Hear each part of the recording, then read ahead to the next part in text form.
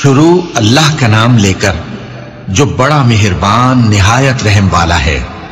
और हमने दाऊद और सुलेमान को इल्म बख्शा और उन्होंने कहा कि अल्लाह का शुक्र है जिसने हमें अपने बहुत से मोमिन बंदों पर फजीलत दी।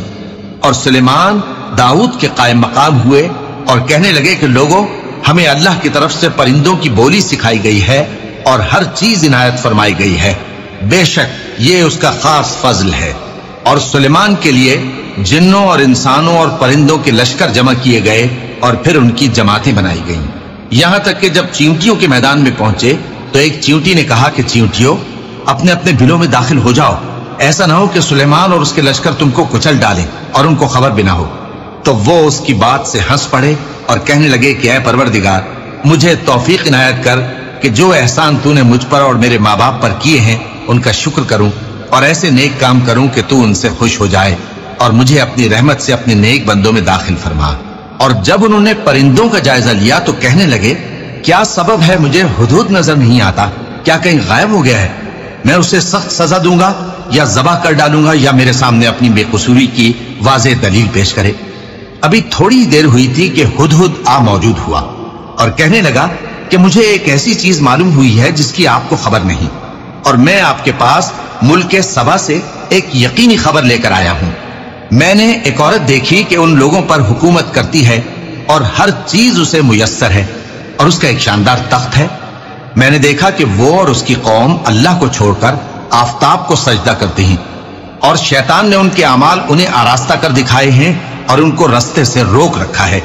बस वो रास्ते पर नहीं आते और नहीं समझते हैं कि अल्लाह को, जो आसमानों और जमीन में छुपी चीजों को जाहिर कर देता और तुम्हारे पोशीदा और जाहिर अमाल को जानता है, क्यों सजदा न करें। अल्लाह के सिवा कोई इबादत के लायक नहीं, वही अर्श अजीम का मालिक है। सुलेमान ने कहा, अच्छा, हम देखेंगे तूने सच कहा है या तू झूठा है। ये मेरा खत ले जा और इसे उनकी तरफ डाल दे, फिर उनके पास से हट जाना और देखना कि वो क्या जवाब देती हैं। मलिका ने कहा कि दरबार वालों, मुझ तक एक नामा गरामी पहुंचाया गया है। वो सुलेमान की तरफ से है और मजमून ये है कि शुरू अल्लाह का नाम लेकर जो बड़ा मेहरबान निहायत रहम वाला है, बाद इसके ये कि मुझसे सरकशी न करो और मुतियो फरमाबरदार होकर मेरे पास चले आओ। खत सुनाकर कहने लगी कि ऐ अहले दरबार, मेरे इस मामले में मुझे मशवरा दो। जब तक कि तुम हाजिर न हो और सलाह न दो, मैं किसी काम का फैसला नहीं किया करती। वो बोले कि हम बड़े जोरावर और सख्त जंगजू हैं और हुक्म आपके इख्तियार में है, तो जो हुक्म दीजिएगा उसके अंजाम पर नजर कर लीजिएगा। उसने कहा कि बादशाह जब किसी शहर में दाखिल होते हैं तो उसको तबाह कर देते हैं और वहां के इज्जत वालों को जलील कर दिया करते हैं, और इसी तरह ये भी करेंगे। और मैं इनकी तरफ कुछ तोहफा भेजती हूं और देखती हूं कि कासिद क्या जवाब लाते हैं। बस जब कासिद सुलेमान के पास पहुंचा तो सुलेमान ने कहा, क्या तुम मुझे माल से मदद देना चाहते हो? सो जो कुछ अल्लाह ने मुझे अता फरमाया है वो उससे कहीं बेहतर है जो तुम्हें दिया है। हकीकत यह है कि अपने तोहफे से तुम ही खुश होते होगे। उनके पास वापस जाओ, अब हम उन पर ऐसे लश्कर लेकर हमला करेंगे जिनके मुकाबले की उनमें ताकत न होगी, और उनको वहां से बेइज्जत करके निकाल देंगे और वो जलील होंगे। सुलेमान ने कहा कि ऐ दरबार वालों, कोई तुम में ऐसा है कि कबल इसके कि वो लोग फरमाबरदार होकर हमारे पास आए, मलिका का तख्त मेरे पास ले आए? जिन्नात में से कवि हैकल जिन ने कहा कि कबल इसके कि आप अपनी जगह से उठें, मैं उसको आपके पास ला हाजिर करता हूं और मुझे इस पर कुदरत भी हासिल है और अमानतदार भी हूं। एक शख्स जिसको किताब इलाही का इल्म था कहने लगा कि मैं आपकी आंख के झपकने से पहले पहले उसे आपके पास हाजिर किए देता हूं। जब सुलेमान ने तख्त को अपने पास रखा हुआ देखा तो कहा कि यह मेरे परवरदिगार का फजल है ताकि मुझे आजमाए कि मैं शुक्र करता हूं या कुफरान नेमत करता हूं। और जो शुक्र करता है तो अपने ही फायदे के लिए शुक्र करता है, और जो नाशुक्री करता है तो मेरा परवरदिगार बेनियाज है, करम करने वाला है। सुलेमान ने कहा कि मलिका के इम्तिहान अक्ल के लिए उसके तख्त की सूरत बदल दो, देखें कि वो सूझ रखती है या उन लोगों में से है जो सूझ नहीं रखते। फिर जब वो आ पहुंची तो पूछा गया कि क्या आपका तख्त भी इसी तरह का है? उसने कहा कि ये तो गोया हू बहू वही है, और हमको इससे पहले ही सुलेमान की अजमत और शान का इल्म हो गया था और हम फरमाबरदार हैं। और वो जो अल्लाह के सिवा दूसरों की परस्तिश करती थी, सुलेमान ने उसको उससे मना किया कि वो काफिरों में से थी। उसके बाद उससे कहा गया कि महल में चलिए। जब उसने उसके फर्श को देखा तो उसे पानी का हौज समझा और कपड़ा उठाकर अपनी पिंडलियां खोल दी। सुलेमान ने कहा, यह ऐसा महल है जिसके नीचे भी शीशे जड़े हुए हैं। वो बोल उठी कि परवरदिगार, मैं अपने आप पर जुल्म करती रही थी और अब मैं सुलेमान के साथ अल्लाह रब्बुल आलमीन पर ईमान लाती हूं।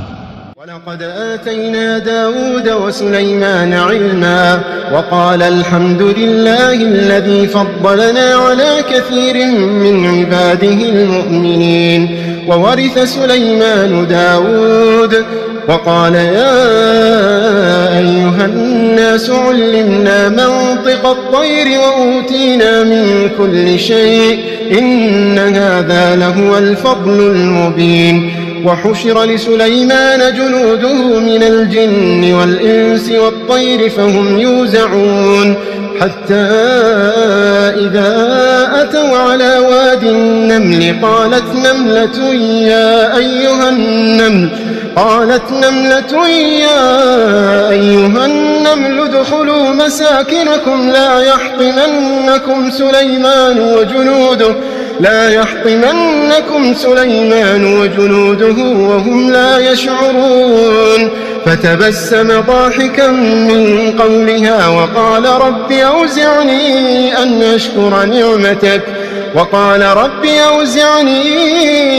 أن أشكر نعمتك التي أنعمت علي وعلى والدي وأن أعمل صالحا ترضاه وأدخلني برحمتك في عبادك الصالحين.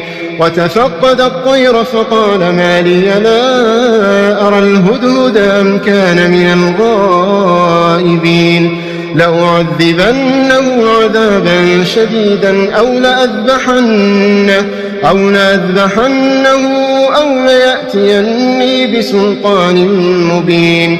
فمكث غير بعيد فقال أحطت بما لم تحط به وجئتك من سبأ بنبأ يقين. إني وجدت امرأة تملكهم وأوتيت من كل شيء ولها عرش عظيم.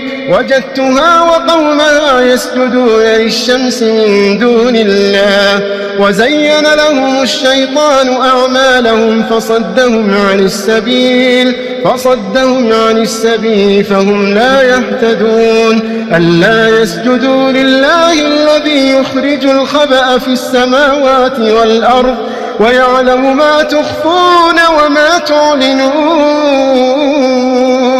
الله لا إله إلا هو رب العرش العظيم. قال سننظر أصدقت أم كنت من الكاذبين. اذهب بكتابي هذا فألقه إليهم ثم تول عنهم فانظر ماذا يرجعون. قالت يا أيها الملأ إني ألقي إلي كتاب كريم إنه من سليمان وإنه بسم الله الرحمن الرحيم ألا تعلوا علي وأتوني مسلمين. قالت يا أيها الملأ أفتوني في أمري ما كنت قاطعة أمرا حتى تشهدون. قالوا نحن أولو قوة وأولو بأس شديد والأمر إليك فانظري ماذا تأمرين. قالت إن الملوك إذا دخلوا قرية أفسدوها وجعلوا أعزة أهلها أذلة وكذلك يفعلون. وإني مرسلة إليهم بهدية فناظرة بما يرجع المرسلون. فلما جاء سليمان قال أتمدونني بمال فما آتاني الله خير مما آتاكم بل أنتم بهديتكم تفرحون. ارجع إليهم فلنأتينهم بجنود لا قبل لهم بها ولنخرجنهم منها أذلة وهم صاغرون.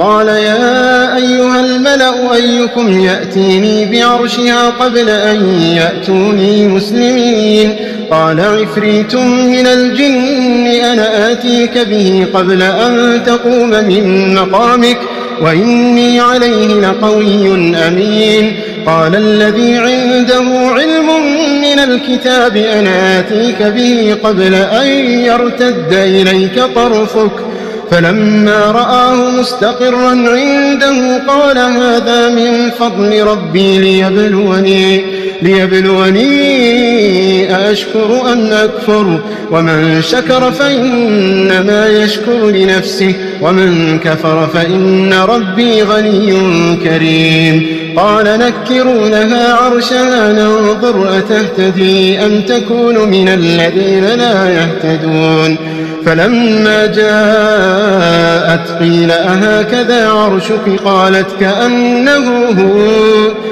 وأوتينا العلم من قبلها وكنا مسلمين وصدها ما كانت تعبد من دون الله إنها كانت من قوم كافرين قيل لها ادخل الصرح فلما رأته حسبته لجة وكشفت عن ساقيها قال إنه صرح ممرد من قوارير قالت رب إني ظلمت نفسي وأسلمت